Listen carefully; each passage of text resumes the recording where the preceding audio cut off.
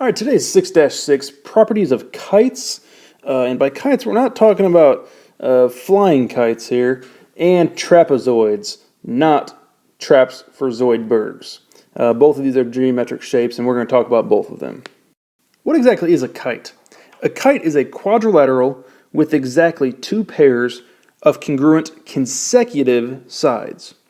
To help you out, it looks just like a flying kite. And so we could have a kite here. Let's call it, let's see, this looks like a kite that you know. Let's call it kite A, B, C, D. Now we know it's a kite because it's four sides. It's a quadrilateral, and it has two pairs of congruent consecutive sides. Well, currently it does not, but once we say that these two small sides are congruent and these bigger are congruent, notice that they are consecutive. They are touching. The small congruents are touching, and the long congruents are touching. We have two theorems dealing with kites. The first is theorem 6-6-1. If a quadrilateral is a kite, then its diagonals are perpendicular. So the lines going across the shape on the inside, they form at 90 degrees.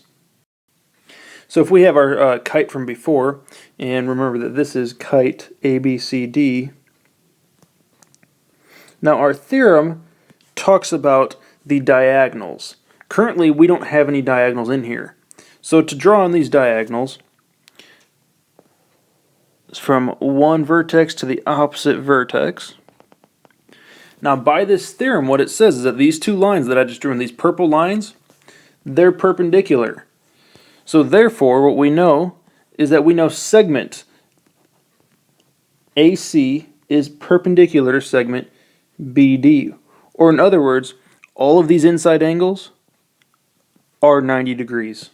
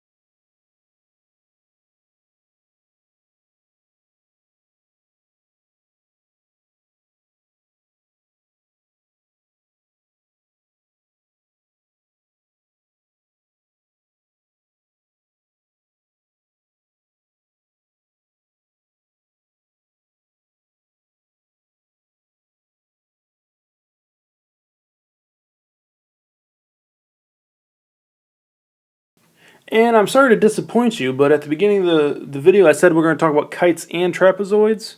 But I'm sorry, but I'm going to keep trapezoids for next video. So hope you understand kites. Make sure you get those theorems down. Write down any questions you've got, and we'll learn about trapezoids next.